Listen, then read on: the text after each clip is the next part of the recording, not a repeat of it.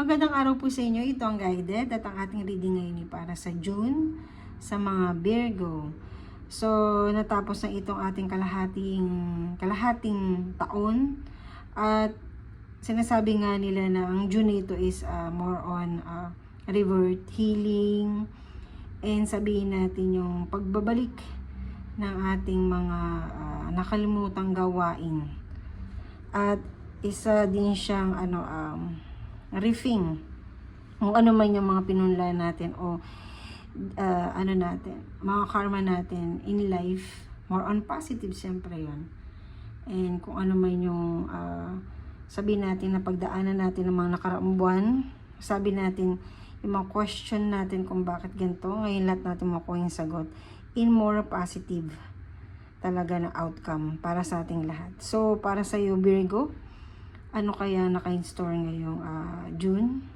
So, isa tong general reading. So, 4 card spread tayo. And bubuna tayo ng isang angel card at isang thank you card. Angel.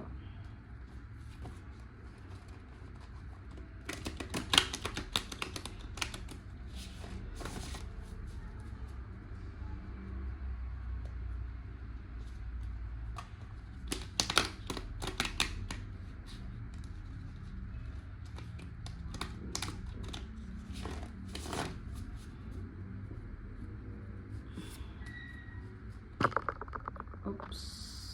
Sorry. Medyo narinig tayo ng konti doon.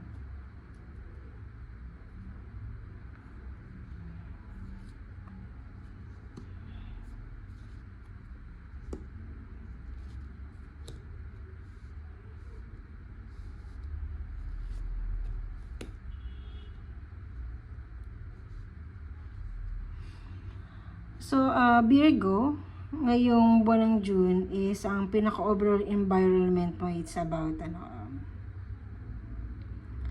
planning or parang more on pinopromote mo yung sarili mo to others and or pinopromote mo yung sarili mo in general. Kung ano man yung gusto mong ihatid sa ibang tao para sa isang goal na gusto mong mangyari sa iyong buhay. So, puro pag-alok ngayon ito, no? Ngayong kung saan ito ay hindi naman actually siya long time goal na nakikita ko. Baga, for the short term lang siya na goal. Na parang pinupush mo lang siya ngayong June para sa mas pinakamalaking goal mo sa mga susunod na buwan. So, possible kung meron kang gustong maglo-loan ka sa isang bangko or isang course na pinupush mo na ma-push through mo yon at magbibigay ka ng tamang impormasyon siguro sa mga magulang mo para mapapilit mo sila na yun ang gusto mong kunin. So more on binibuild mo yung sarili mo sa ibang tao para ma-push mo itang short time goal na ito, whether ito sa iyong education or sa iyong pagninegosyo or isang isa siyang goal para sa mas more on benefits para sa iyo talaga kaysa sa ibang tao. So gusto mo siyempre i-clear ang sarili mo sa iba. Ngayong June, doon ikot ang yung to i-push yung sarili mo na tanggapin ka ng ibang tao, tanggapin ng tao kung ano yung meron ka ngayong June. And unexpected, the wheel. So, syempre kung ang the wheel yan is umiikot yan. So, ngayong June, sabihin natin na nandun ka before sa sa unexpected na na sabi nga nila 'di ba umiikot ang ang mundo. Minsan ay nasa baba ka tapos biglang tataas ka. So parang merong isang turn of events ngayong June sa'yo na parang hindi kailangan umikot ng mundo para pumunta ka sa taas. Parang yung pagkakataon na yun, ang mismo magiging parang baligtad na pupunta sa'yo kahit nasa pinaka-lower ka at aabutin ka. So, parang siyang isang miracle na pinapangarap ng ibang tao. And then, biglang sa'yo, na parang sasabihin mo, ako, on my lowest point, ako na ganito lang. And then, biglang sa akin mapupunta itong klase ng isang opportunity na to. Na definitely kahit ikaw masyashock ka. So, ngayong June na to, unexpected, ganun na mangyari sa'yo na hindi mo to pinaghirapan or hindi mo siya and then biglang mapupunta siya sa'yo. So, kung ano man to siguro, no, napakaganda ko siyang nakikita. At kung nakahang ka or napakalaking pending sa'yo na iniisip mo na matagal mo nang pinakakaantay-antay. At ngayon, dun sa pinaka parang low emotion ka na hindi mo na-expect na bigla itong na darating. And more in a miracle way ko siya nakikita. More on miracle way talaga. So, this chance siguro from the Seven of Pentacles, masasabi natin na chances this June definitely is yung mga tao na before na para kang ikaw yung lagi nakikiusap sa kanila or laging ganun, and then nata-turn down ka, definitely. Then ngayong June masasabi natin na magiging baliktad yun. So ikaw ang magiging mas generous or magbibigay, magbabalik ka ng dun sa mga tao na yon. Kahit na before, syempre hindi ka nila na pagbigyan or napagbigyan ka naman in a little way, hindi nga lang nila whether sa financial matter yon or support. So ngayon susuportahan mo sila kahit hindi nila kailangan at bibigyan mo sila kahit hindi naman nila kailangan dahil pagpapasalamat mo lang yon. So yung sinasabi ko kanina sa iyo na overall environment mo na parang ikaw mismo iaalok mo yung sarili mo or more on iikot din siya doon, ikaw mismo ang may bibigay sa mga tao kung ano yung pwedeng maging tulong mo sa kanila. So napakalaking twist, di ba? So ang pinaka ending lang nitong June mo is definitely a celebration between two people or isang gathering na talagang masasabi natin a celebration ng ikaw mismo, whether sa iyong partner or sa family mo or isang celebration ng emotion ng dalawang tao or ikaw mismo dun sa tao na yon. At and may kita mo itong the cups na to. Pag sa mga ibang kung may kita mo sa ibang card, wala yan takip. And then this one is meron siyang takip. Kung saan yung dating emotion mo na overflow na hindi mo na mapigil, o emotion mo na matagal mo na sanang na tawag dito na overflow ka na ng mga ganong klase ng emotion. Ngayon bago matapos tong June na to is parang tatakpan yun. At ang pagkakataon magbibigay sa'yo ng takip na yun para makalma ka na at ma-secured mo na yung sarili mo at yung emotion mo hindi na mag-overflow.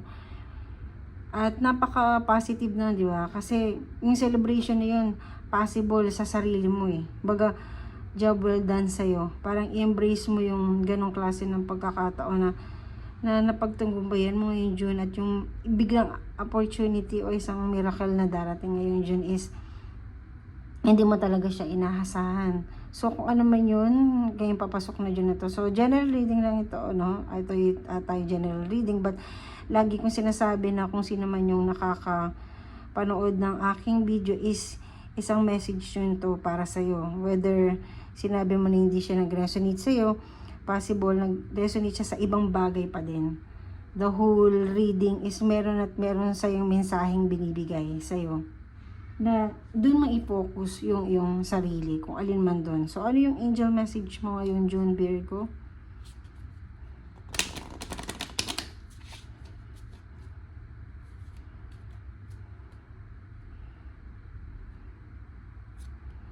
Yes, oh. Napakaganda. Napakaganda, Virgo. So, kung ano na yung nasa isip mo ngayon habang pinapanood mo tong video na to, yes. Kung ano yung nasa utak mo, yes. Kung ano man yung nasabi mo, ito kaya yung sinasabing miracle na yun, ang sinasabi sa angel mo ngayon, yes. Yun nga yun. Kung partner ba yan, finances mo ba yan, opportunity for you to grow in a business, in a job, opportunity abroad, opportunity sa iyong new career, employment, and everything. And sinasabi sa iyo ng ng iyong angel is yes. Makikita mo ito yung kaya overjoy siya talaga na ibigay sa iyo to. Ibigay sa iyo tong napakalaking chance na to or miracle na to sa iyo. So anong yung thank you, angel.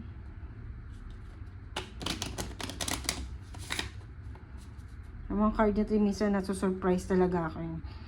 How talaga nilang tinutugma yung sarili nila dun sa reading is very, very talaga na kahit kami mismo mga card reader or tarot card reader is nagugulat kami minsan sa mga card na nagsisync yung mga card namin na hindi namin naasahan. Kasi binabasa lang namin naglalabas lang kami ng tinatawag namin aura para mas maramdaman namin yung mga card kung anong gusto nilang sabihin. So, sa divine position, Archangel Raphael, thank you, Raphael, for shining your divine light upon my healthy body. So, sinasabi sa iyo ng angel mo ngayon is kung nag-aalala ka about your health, dahil nga sa maraming nangyari sa iyo ngayong June na hindi mo inaasahan. So, ngayong June, mas magiging sabihin natin physically fit ka, maisip mo na mas mahalin ang sarili mo, parang nakikita mo yung sarili mo, gusto ko mag-exercise o gamitin isang product na to para mas maging maganda ako, mag-gym ako, or mag-vitamins ako para mas maging maganda ang pakaramdam ko, at mas syempre gusto mo mas maganda ang buhay mo, kaya kailangan mas maging healthy at maranasan mo pa yung mga lahat ng mga blessing na ibibigay sa iyo ng Panginoon na umpisahan niya ngayong June. Actually, na umpisahan niya na yung before. Marami lang siyang lesson na gustong ibigay sa iyo. At syempre kung nagawa mo na o naipakita niya na sa enlightening lesson na yon, so dapat hindi mo na uulitin. Dahil binigyan kayo ng isang pagkakataon, embrace mo lang lahat ng yun, ng pagkakataon na yon, at magpasalamat. At ang yung si Archangel Raphael, definitely ibubush niya yung iyong health dito, na dati kang so low na parang dahil wala ka na, parang pili mo magkakasakit ka na parang ayoko pang mawala sa mundo, please po tulungan niyo ako, na gano'n na parang nagkakasakit ka na hindi mo alam kung may sakit ka ba o hindi, na kung ano na yung nararamdaman mo sa katawan mo dahil sa low steam mo na at low energy at low soul ka na, di ba? So, dahil sa iyong motivation at yung lakas mo ng pagdarasal is masasabi nating pay off ngayong June. At yung unexpected mo na yung mangyayari ngayong June. So, yun lang ang ating reading ngayon sa iyo, Virgo. Maraming salamat sa iyong pakikinig at panonood. Naway maging marami pang blessing na dating sa iyo. Umpisahan na natin yan at pagpasalamat na natin siya ngayon pa lang. Again, thank you and God bless.